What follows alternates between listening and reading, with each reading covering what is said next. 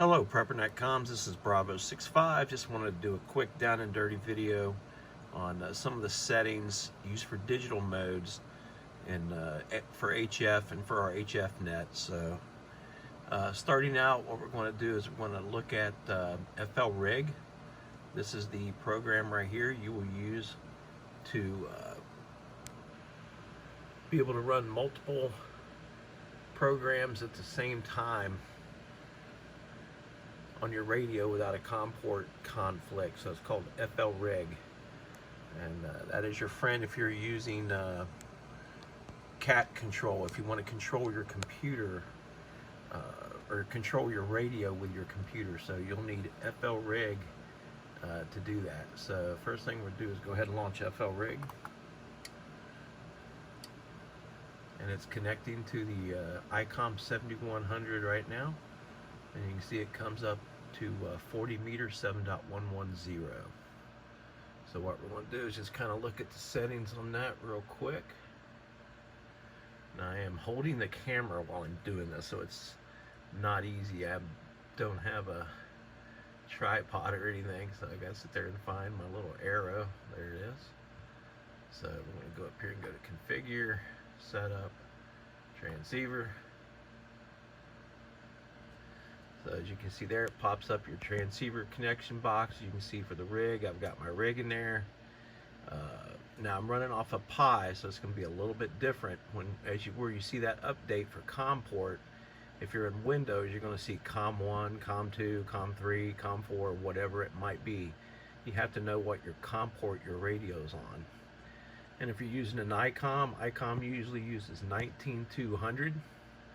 So typically when you put your rig in there, it'll automatically set a lot of that stuff, but you may have to go back and tweak it a little bit.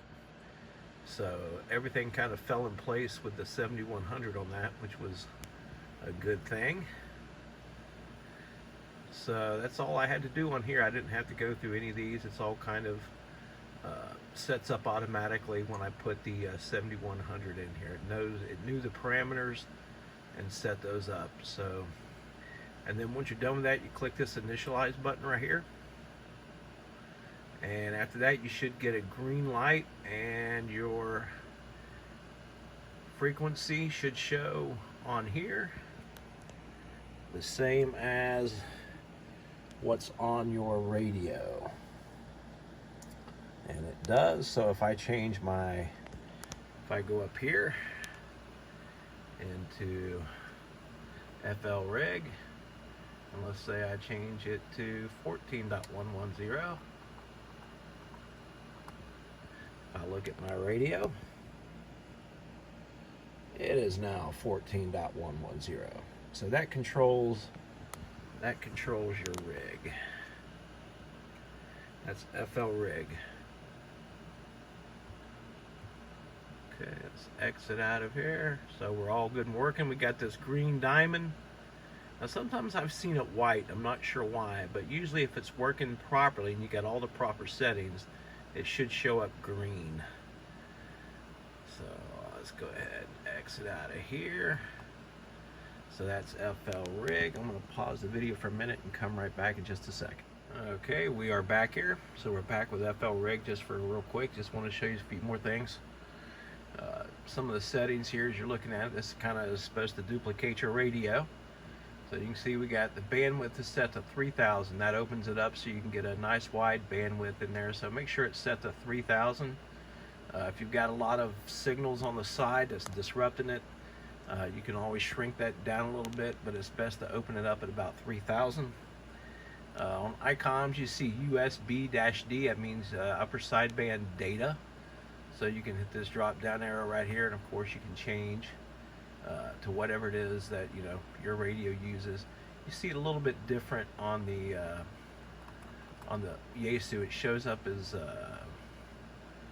USB data or data USB, something like that, but pretty much the same thing. So you're going to choose USB-D in there for that setting, and you can see you can control your squelch, your mic gain, you can control your power. You can do different things. You can lock it. You can set your filters, your notch filters, noise reduction, you know, all that good stuff. So it shows your VFO-A and your VFO-B in there, so you can do all kinds. You can do the tune, hit that tune button, it'll tune your radio, just all kinds of stuff. So it kind of sets up kind of like the front panel of your radio a little bit. So that should be it with FLrig. Okay, we're back, and one of the other important things is the FLrig. One of probably the most important things is make sure you get the COM port set correctly. If you don't have the COM port set correctly, it's not going to work. So that's the biggest thing in FLrig. Okay, we're going to move on. So we've got FLrig up and running on a Pi. You can set multiple screens. I'll show you down here at the bottom. Let me find it on my mouse here. There it is. So you got down here, you got these multiple windows you can open. My FLrig is in my first monitor, which if I click that, you can see there's my FLrig. So I set each one of them up in a different monitor, basically. So I can click this one right here. This one is called JSA Call, as you can see right there. So I'm going to click that window, make it active, and then I'm going to go over here and launch my JSA Call. It takes a few seconds to open for whatever reason. And now these settings that I'm giving you are based on my ICOM 7100, so yours are going to be a little different, so you're going to have to do some tweaking. Okay, so we got JSA Call open. We're going to go up into File. Now when you first open this, it's going to want you to set parameters right away, but once you got them set, you use File then Settings. If you're on a new install, it should automatically open to Settings. And of course you can see in there you've got your different settings. It starts out with your general tab up in the top left corner, and of course you put your call sign and all that stuff in there, your /PN for PrepperNet, and then the next thing you're going to put in there is your grid locator. You can get that off QRZ, or you can look it up by your address, however you want to do it. Then you put your groups in, like if you're an AMRON member, add AMRON FTX, that's a training exercise group, and of course at PrepNet, PREPNET, PrepNet. And the only other thing on this screen that we change, if you look down where it says Station Info, Rig Antenna Location, we use an abbreviated stat rep, and as you see there, it's ANCH.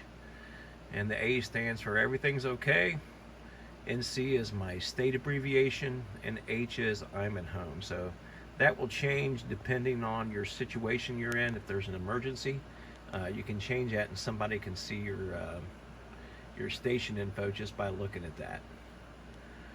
Okay, next we'll go ahead and move to the, let me see, find my mouse here, behavior tab. So you can see the settings I have checked in the behavior tab. I won't sit there and go through each one. So you can see them right there, which ones to check. And if you look down at the aging, I've got them set for 65 minutes and 60 minutes. And that's so it doesn't pull it off the screen every hour. Because you don't want that to, sometimes you want it to sit there maybe even longer, so you can change those settings as you desire, and everything else is default. So if we go to networking and auto reply tab, there's the ones you want checked. You want to make sure you turn auto reply on at startup so you don't have to do it each time. But you can see what we have checked there.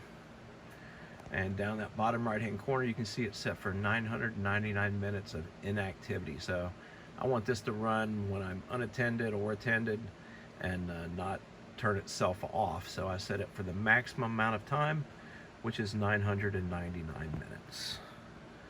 Okay, next we're going to go up to the radio tab. This is important since we're using FLrig. As you can see it up here, it's set for FLrig.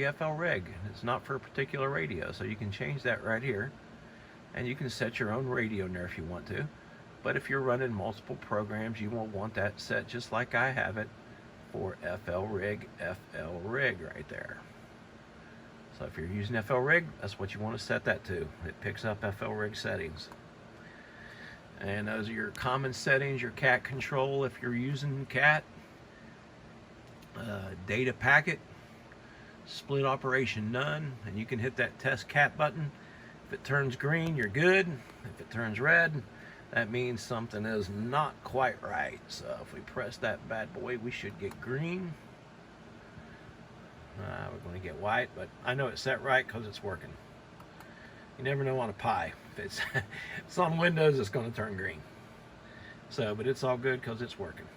Next, we'll go up to audio. Okay, you can see audio is a little bit different. I'm running a Pi. It uses the ALSA input stuff on there. So you can see, but it does say, you can see kind of in the middle, it'll say USB audio codec. So if you're on Windows, you're going to see this USB audio codec right there. And that's what you're going to be looking for.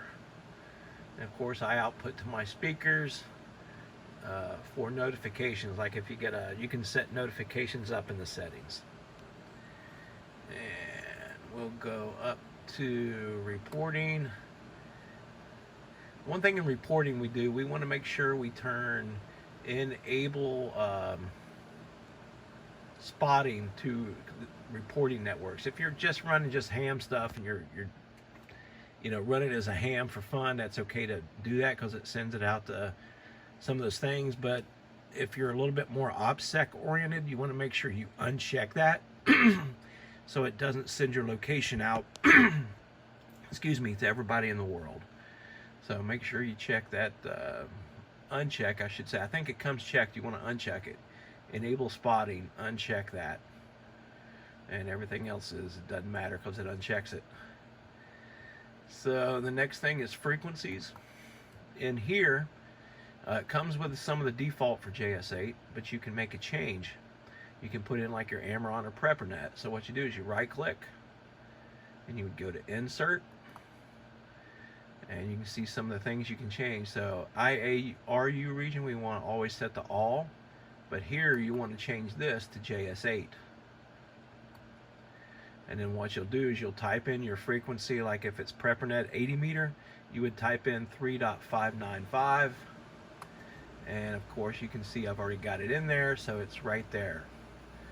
And what that does, it allows you, let me move this window over, to go right here up in this corner. I can click that when I'm out of settings. I have to be out of settings to do it, and it'll change to 3.595, which will automatically also change on my radio as long as you have cat control working. So you can set all your 20 meter, 40 meter, 80 meter frequencies for PrepperNet and Amron in that frequency section right there. Just make sure you choose JS8 in that. Let me find my cursor here. There it is. Save messages. You can go in and type in your own messages you want in there. Notifications, you can have it notify you. UI, you can change the look and feel of it. The fonts, I've made the fonts a little bit bigger and a little bit more highlighted in some of them, so I have made some editing to the fonts and stuff. Excuse me. But pretty much down and dirty, that's it for JS8 call. I hope this helps you guys on JS8, but after that you should have rig control. You can see I've got stations in my list showing up right there. So that's everybody that's shown up so far. A couple things you can do real quick. Actually, let me show you a few more things here. Up here in the top right corner, you can change your type. Like right now it's set for normal. If I click that, I can go to slower if I'm having all kinds of trouble and the person's not copying me. He's got like a minus 20 copy on me. I might be able to go a little bit slower. Sorry for the shaking there. I'm holding this with my hand and trying to do this. You see I'm set to normal. You can go a little bit faster if you got better connection. And if you got a real good connection, you can go to turbo. Now this thing will pick up no matter what mode it's in. So if you're sitting on turbo and the other person's in normal, it doesn't matter. It'll still pick that up. He just won't be, if he's set to normal, he just won't be sending back to you in turbo. So, and right here's that setting that does that. If this is checked, enable simultaneous decoding of all speeds. You need to make sure that's checked, so that you can be on any of these modes and it'll still decode any of those. So make sure that's checked. Enable your auto reply. That's when somebody does a heartbeat, you automatically reply to them. There's your heartbeat networking right there, HB. I'll show you that in a minute. And this enables the heartbeat acknowledgments. If somebody sends it out and sends their heartbeat, it automatically acknowledges that you got the heartbeat.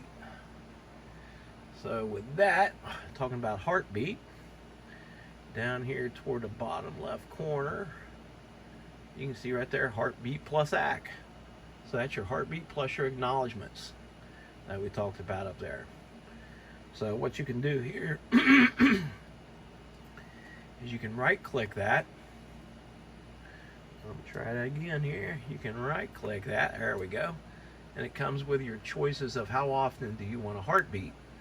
So you can set it for those parameters, or as you can see at the bottom, it's got a custom interval. I've got mine set for 45 minutes as custom.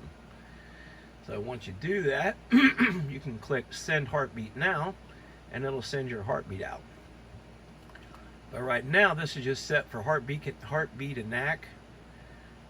So it's going to acknowledge, but it's not going to automatically send. So what you have to do now is you have to single left click. Once you single left click, you'll notice it puts a little countdown timer in there. So that'll count down for 45 minutes. That's in seconds there, of course. And then after 45 minutes, it'll send your heartbeat out.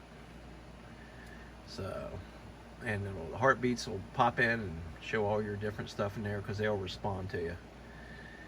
Okay, and that's your waterfall. Now, one important thing here is you can see right now, my cat over here, this is your receive, is really high. It looks like it's right about 70.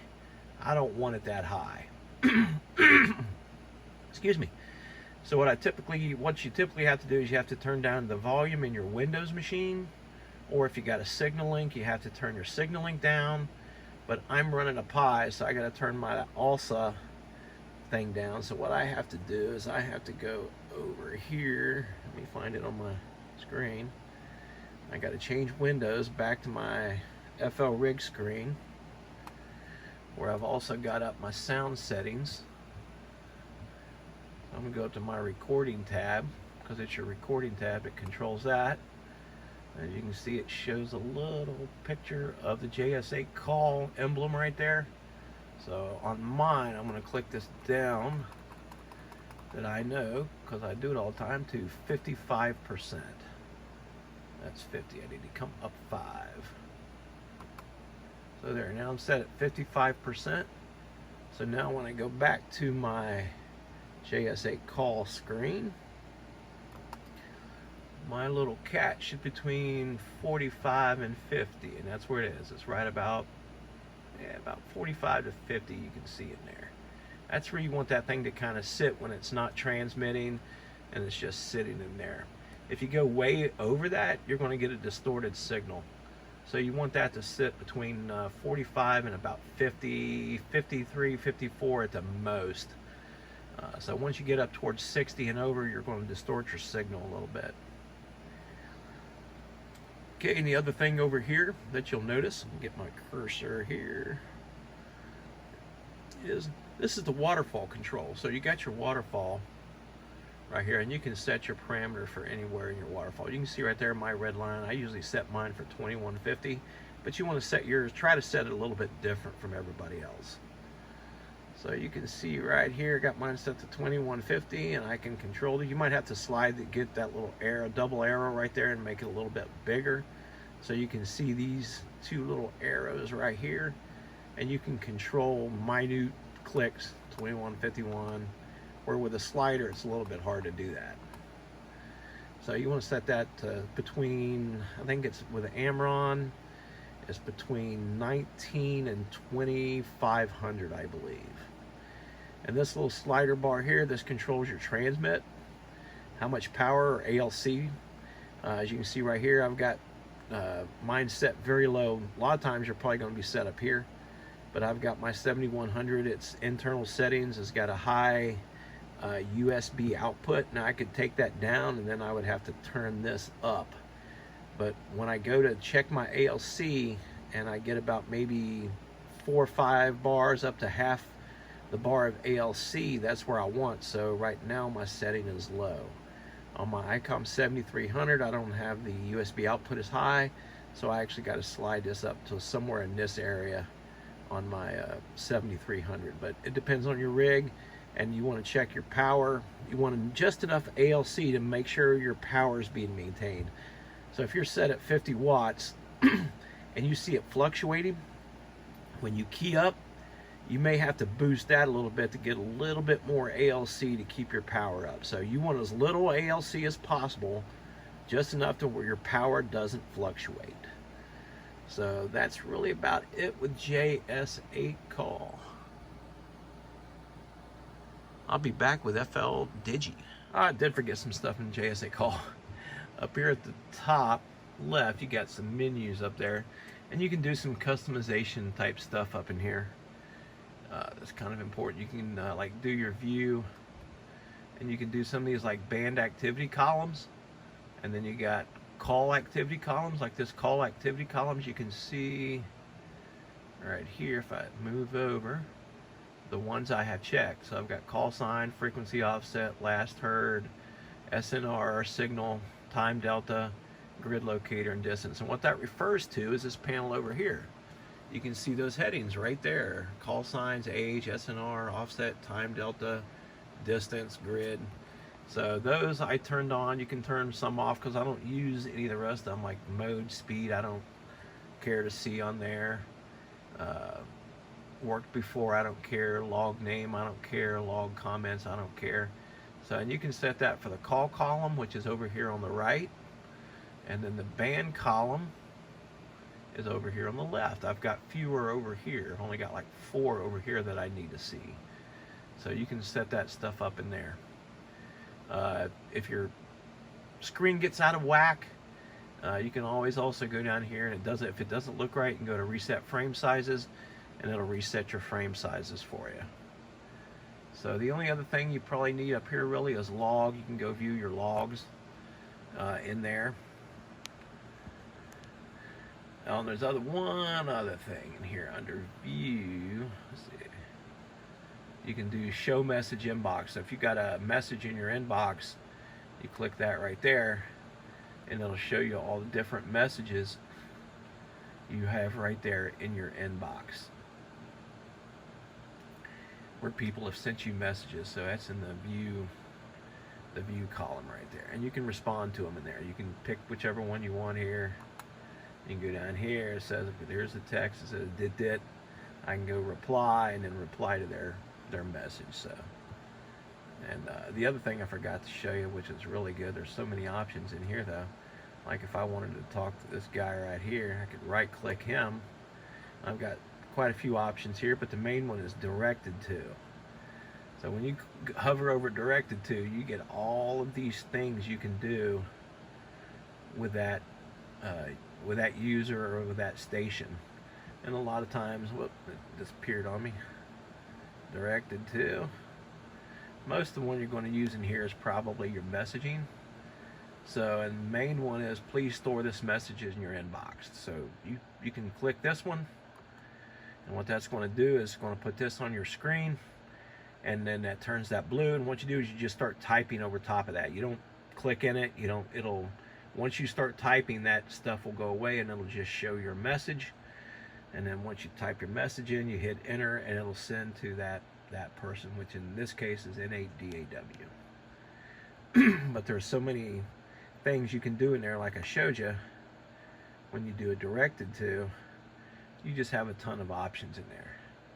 You can see what kind of signal, you can see the info, just all kinds of stuff. His grid, his status, who he's listening to, who he can hear. That way you can maybe send a message. You can actually send a message to another station, let's say in Washington, that you can't reach. I'm in North Carolina and I want to send a message to Washington.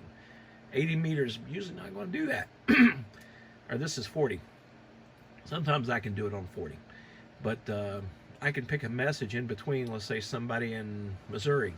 I could find maybe somebody in Missouri, and if their station's located over there in your call, and you can hit them, you can send a relay. You can actually send a message from that call over to somebody. So JS8 Call is a very powerful program. It's the best weak signal program that's out there. So that is JS8 Call, and we can do more in the future on this to go in a little bit more detail.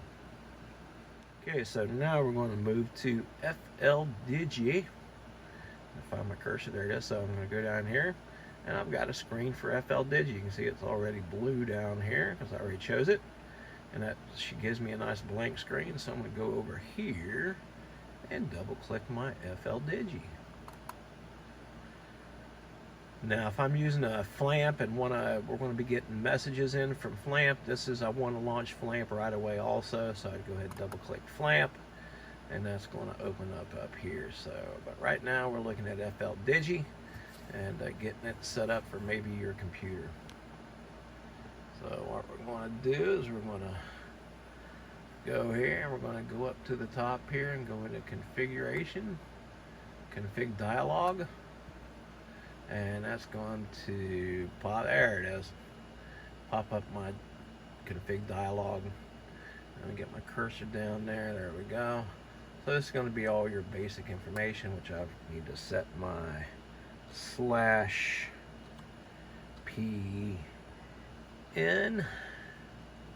I usually do it for both here.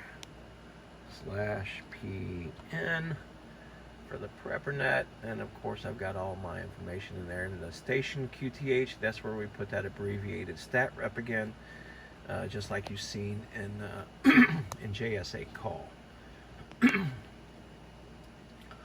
So you get your basic station information in there. The next main thing you want to do is your rig control. So we're using Fldigi. Remember in Fldigi, or in JS8 Call, we had FLrig. Well, you can see we got an FLrig option here too if we're using FLrig. And the only thing we need to do when we go in here is make sure this one top box is checked. Enable FLrig transceiver control with Fldigi's client. You don't want to check this. That needs to stay blank. So don't check that. And don't check shut down with Fldigi. So you need to make sure you go to FLrig if you're using it and turn on, enable that. That way you can use multiple programs and not have a conflict on your COM port. When you're doing that, you don't need cat control because FLrig is the control. So you don't have to worry about any of this. If you're not using FLrig, you'll probably either want to set up FLig, which is usually a little bit easier. And if your radio's not listed or you have to do a little bit of custom stuff, you can set it up for cat. So either way, but when I'm setting up individually, if I was just using Fldigi and nothing else and didn't have to worry about using FLrig, I would use FLig. And then if I had to, I would use cat. Some radios you have to use cat with. So, but anyway, the next and most important thing is your sound card. Without your sound card settings correct, your radio is not going to transmit or give you a good waterfall. It's not going to hear your signal.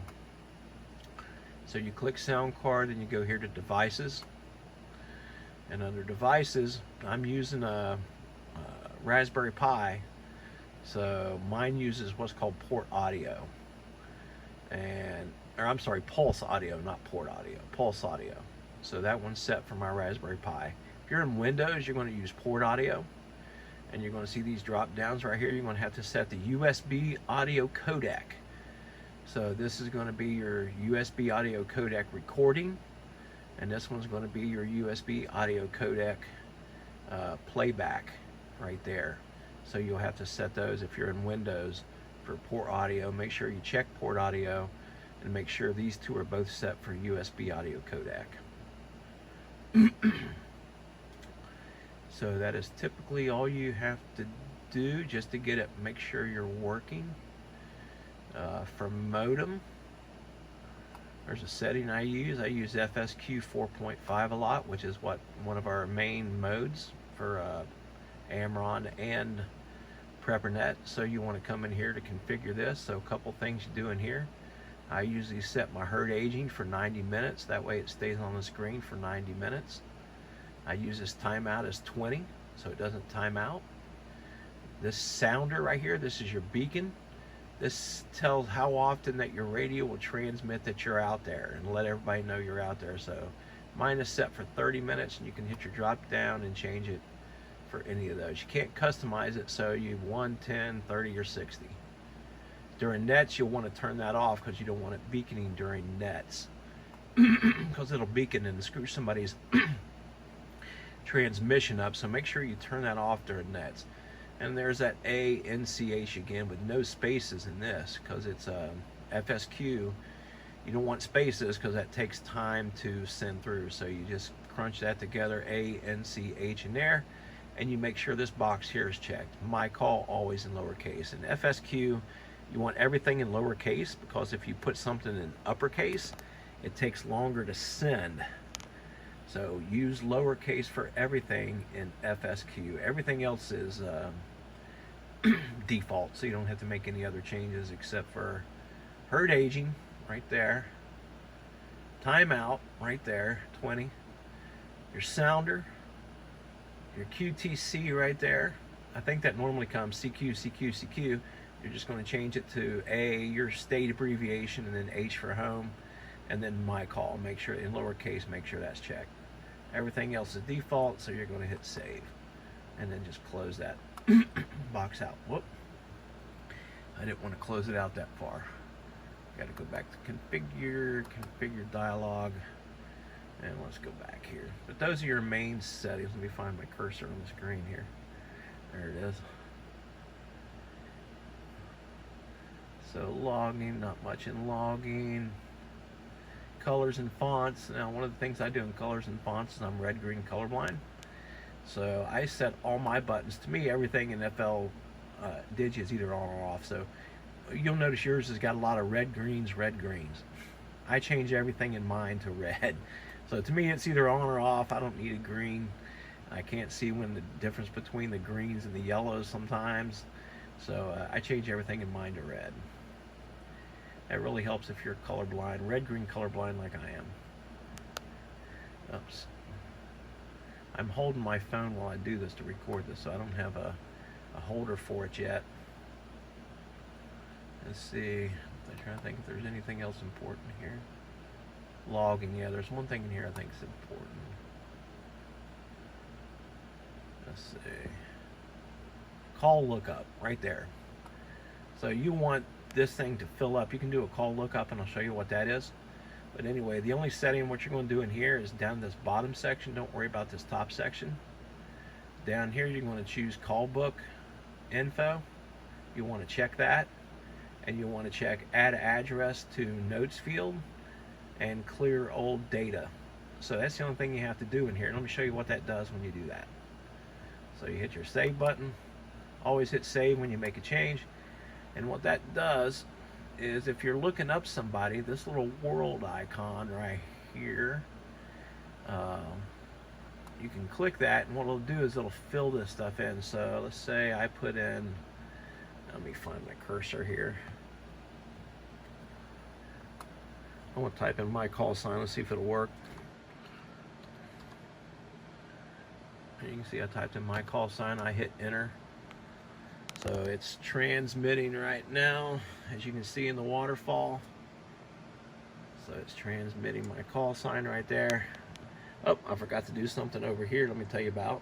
On the bottom right corner here, or close to the bottom right corner, you see these buttons in here. You got to make sure your FSQ is on. You got to make sure it's active, and you want to click this monitor button and turn it on, like I just did. And what that done is that opened up a new window over here.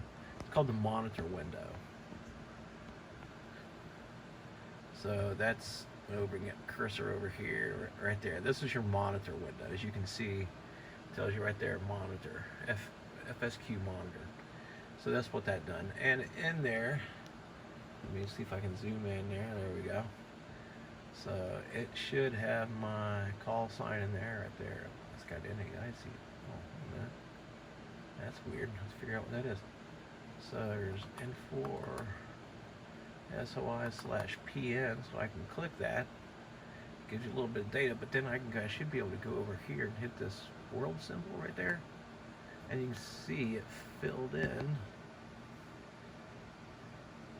Well, it didn't fill in as much as I think it's because it's my call sign. Let's see if anybody else has showed up over there. There we go. N8DAWR test from the other JS8 call is in there. So what I'm doing is I'm going to click his call sign and highlight it, and then go up here and hit this little world icon. Am I doing all right? I thought I was. I wonder if I have to wait one. Okay, sorry about that. Okay, so we got that N8DAW where I left off here, and we want to see some information about him. So I can go up here and click this little world icon. Let me find my cursor here. There, where'd it go? There it is. I can click that, and it puts his call sign in here. It tells me there's South Lebanon. It gives me his name, all kind of his grid locator, the signal type stuff in there. I can go here, you know, it says he's from country is USA. I can click the notes field, and there's, we don't want to, but you can get the information in the notes.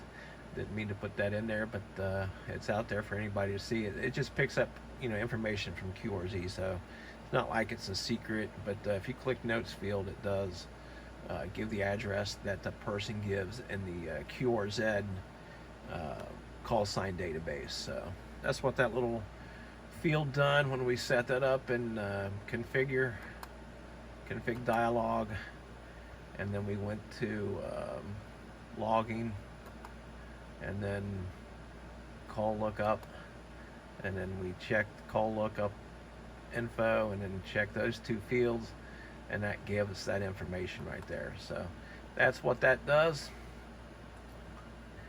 So I lost my, hold on a second here, let me zoom out,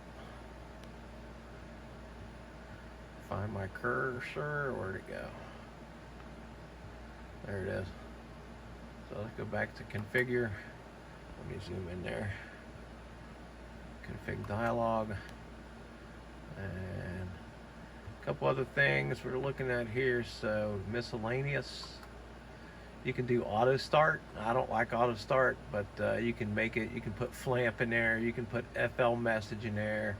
If you wanted to start up anything, you can, you know, put your own stuff in there and give it a name, and tell it to go locate where to open that up, the executable. So you can do that if you want to, and you got to make sure, like in a FLamp, if I wanted it to open when Fldigi opens, which I like to open mine individually, I would just click that little button right there, and then if I click test, you're going to see FLamp open. Well, it's already open over there, I think, but it'll open up FLamp. So that's what auto start does if you want that. Sweet spot, this one is important right here. Set all your sweet spots to 1,000. It makes it easier. Otherwise, some of them are 1,500, and you have to go through, and you'll find yourself changing that a lot in the waterfall when certain programs are running.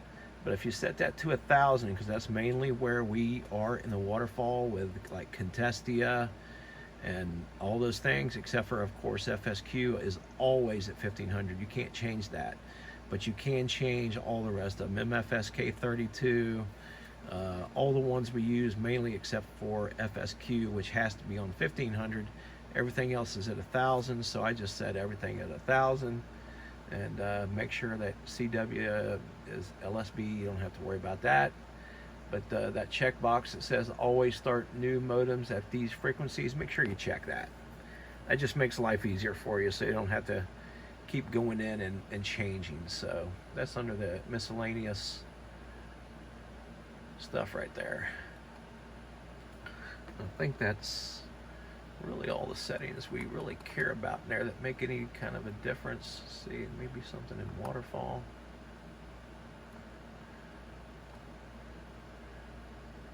No, not really. Web. You can go in and set weather, like mine will send weather data. So you got to make sure you're sending it to your station code right there, and you can tell it to send the different things in there.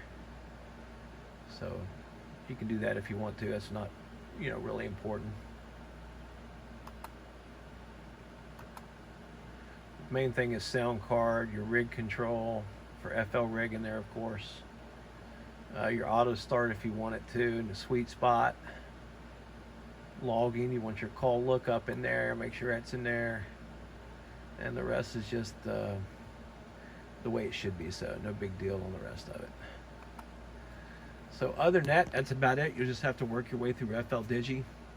One of the main things you'll of course use a ton is your op mode. Find my cursor, there it is right there. It's got all your different modes. We use of course Contestia 4250 a lot. We use FSQ 4.5 quite a bit. We use MFSK mostly 32 and maybe 64, and we may go down to 16 right here in case of weak signal we need to get to. And there's all your other modes. We'll use probably a little MT63, usually 1000L in there, so you can see those settings. But there's all your different modes that you can operate in under Fldigi. You can even do, you can go up here and you can even do CW. If you don't know CW, it doesn't matter. You can use this and you can type stuff out and it'll decode it for you and send it for you. So even if you don't know Morse code, you can use Fldigi to talk to somebody in Morse code. So there you go. And with that, that's going to be most of your settings right there. And I'll do a more in-depth later on, but this will get you through. This is Bravo 65. I'll be out. If anybody has any questions or anything and wants to know a little bit more, just make sure you let me know. Thank you. This is Bravo 65. Just one other important thing you might want to think about. I said the most important thing and when setting up FLrig is your baud rate, or your COM port. But the other thing is baud rate. If your radio is not set to the proper baud rate, like I discussed in there, it was 19200 for most ICOMs, it's not going to work. So if you've got the wrong baud rate in there, it's not going to work. Radios like my Yaesu FT891, it likes to be on 4800.